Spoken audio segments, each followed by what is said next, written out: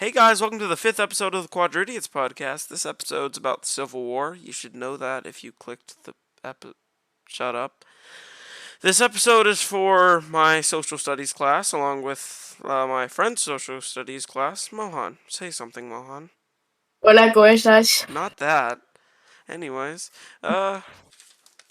we were supposed to make a script, but we didn't because scripts are overrated, and we made outline because we had to. So, Mohan, you wanna start us off? No. Too bad. Start us off, Mohan. God. Okay, well, to start off the Civil War, what caused it? What was the main driving cause? Well, there And was that a cause, lot of causes for the Civil War, but if we're going to say the main one was obviously slavery. The Civil War yes, was really just slavery in a nutshell. Half of the U.S. didn't like it, and half half of them liked did. it. They're like, yippee, and the other ones were, if you continue this, we're going to kill you. And that's exactly what happened. Huh? So, one of the things that fueled the fire for the Civil War was this book called Uncle Tom's Cabin. Uncle Tom's Mm. Cabin was a novel by Harriet Beecher Stowe. I don't know if I pronounced that right. But it was an anti slavery novel published in 1852. It was 2 volumes. It had profound effects on the attitudes, my bad. I'd say altitudes, towards African Americans in slavery in the U.S., and is said to have helped lay the groundwork for the American Civil War. So, Mm. yeah. What did it talk about? Like, It went over, well, it went over a lot of things, but, jeez. That was yeah, so a it's good question. it's telling the story of Uncle Tom, an enslaved person depicted as saintly and dignified, noble and steadfast in his beliefs, Yeah.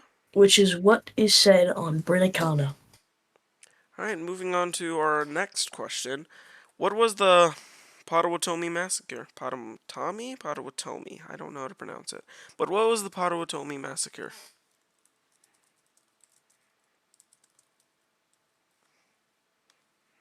The Potawatomi I don't even know. Massacre was it happened on 1856, May 24th. Through the The 25th? radical abolitionist John Brown and some associates murdered 5 5 pro slavery pro-slavery people. men at 3 different cabins along the banks of the Potawatomi Creek. What essentially happened is he was like, you like what I don't like, and you need to die for it. Yes. And so it was several days before the Charles Sumner, the attack on him Hmm. The caning on the of floor of Charles the Sumner. U.S. Senate. And the massacre, or at least the creek, marked the beginning of bleeding the bleeding Kansas. Kansas period.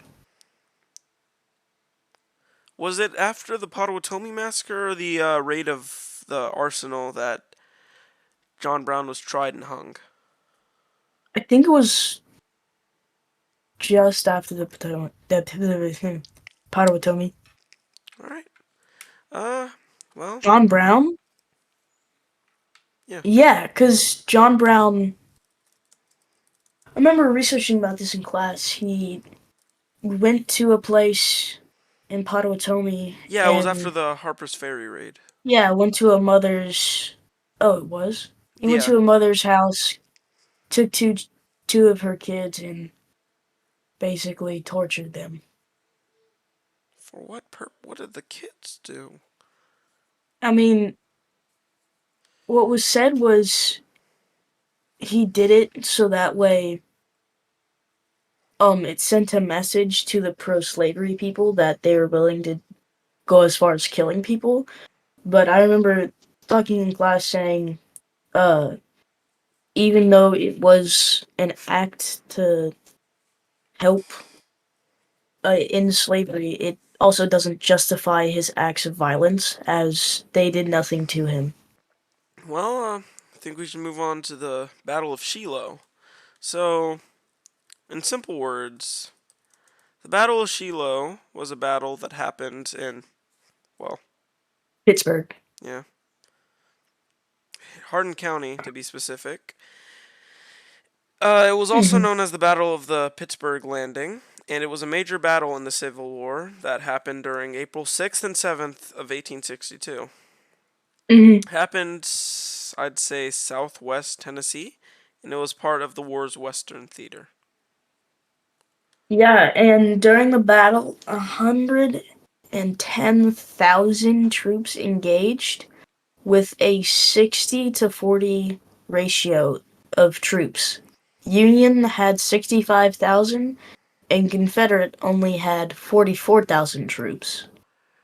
The total casualty count of the Battle of Shiloh is 24,000, and it was one of the most bloody battles in the entire war. Yeah. The outcome resulted in a Union victory, causing the Confederate troops, I was about to say chorts, to retreat. And one of the major incomes, it blocked the. One sec. It ended the Confederacy's. I can't talk. It ended the Confederacy's hopes of blocking the Union advance into the Mississippi. Yeah, and another thing I'm reading here is, and I quote, but there are more and other sad consequences of the battle as well.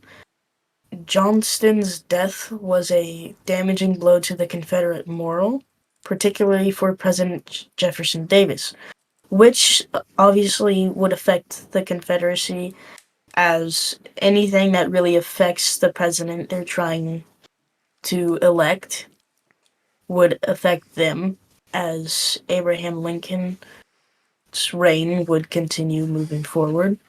And a lot of the things that happened in the war happened against the Confederate, and obviously they lost. Well, if we're going to talk about Abraham Lincoln and stuff, we have to talk about his assassination. So Yeah.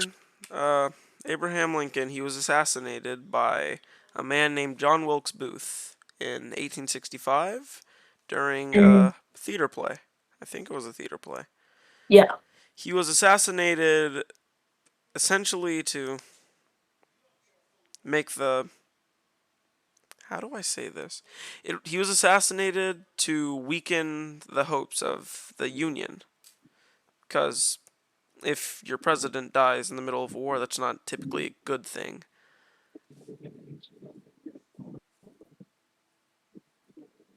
Mohan, Hmm. there you are. And something that the killer said was "Sic semper tyrannis," the South is avenged, which basically means ever thus to tyrants. Yeah. Very old language, but something that held a deep cut into the Union's, basically their whole organization and place, as if their president they were so hard to elect got killed by a Confederate person, then obviously a new president had to come into play, and that would affect both sides of the war. Well, Anyways, let's head back into moving on. battles. Next battle we are gonna talk about is the Battle of Antietam. Antietam? Don't know. Sounds S- like Vietnam. Anyways, So the Battle of Antietam, or the Battle of Sharpsburg, was a battle of the American Civil War fought on September 17th of 1862.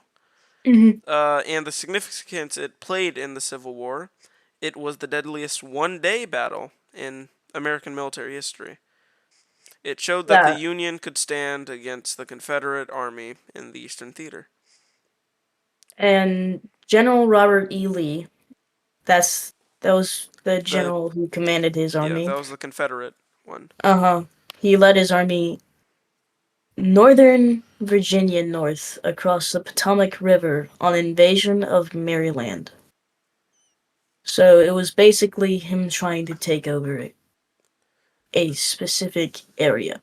This battle also gave Abraham Lincoln the confidence to issue the preliminary Emancipation Proclamation at a moment of strength rather than desperation.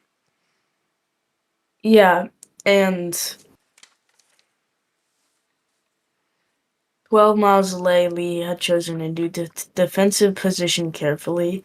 First, he needed a position that would be difficult to attack. Secondly, Longstreet and Jackson's wings must unite to support each other. So this is basically talking about as the battle is happening, General Lee is saying his forces aren't doing so well and he needs a way to defend his men. Yet, what was the outcome of the battle? Outcome of the battle, I am pretty sure it was a Union victory, but it doesn't hurt to check.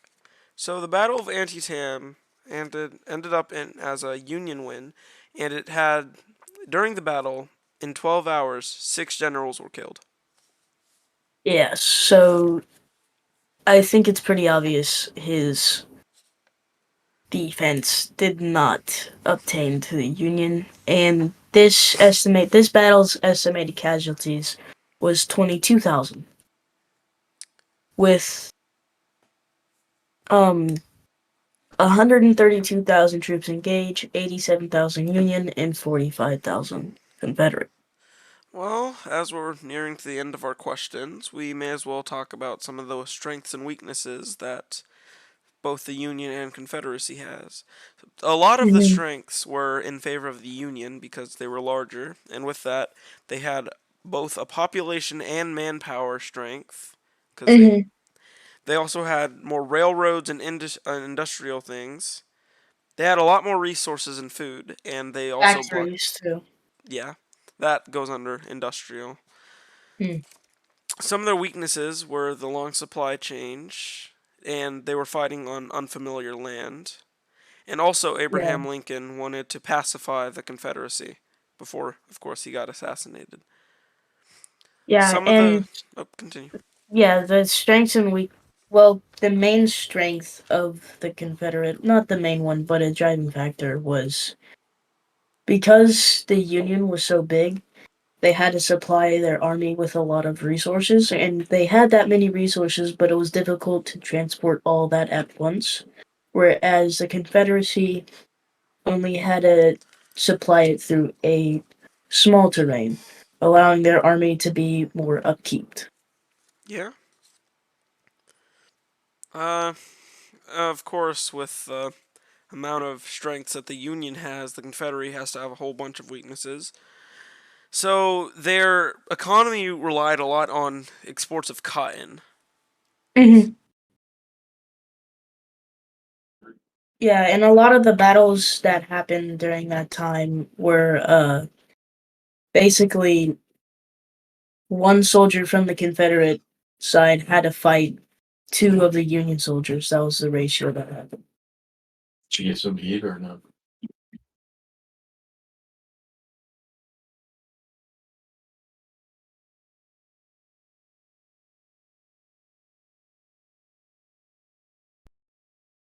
Apologies, my mic cut out. Let me fix via DodecaDev.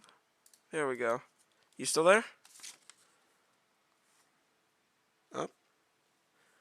Uh, well, he's not here. Might as well finish this off. So the Confederacy also had a really small population of like I think it was 9 million compared to the Union's 14 million, I think. I don't know Big the exact ratio. numbers. There you are. But Yeah. yeah, that's it for this. Unless you have anything else you want to talk about, but we have our Well, 14 minutes. one thing that devastated both sides of the war was a lot of the troops that were fighting in it didn't want to fight, especially on the Confederate side. Near the end of the And war, most of the Confederates they just left.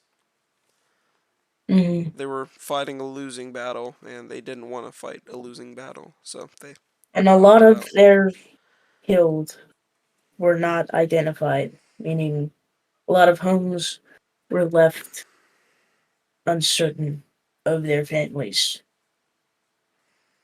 demise. Well, this was a bit of a darker episode for the Quadridiots, but war's dark. We have the Mm-hmm. stuff going on with Russia and Ukraine. Been happening since 2020, 2021. Mm-hmm. Yeah, kind of sucks. There's one thing man can't do, and that's, Make peace. yeah. Well, thank you for tuning into the Quadridiots. Sorry for the shorter episode.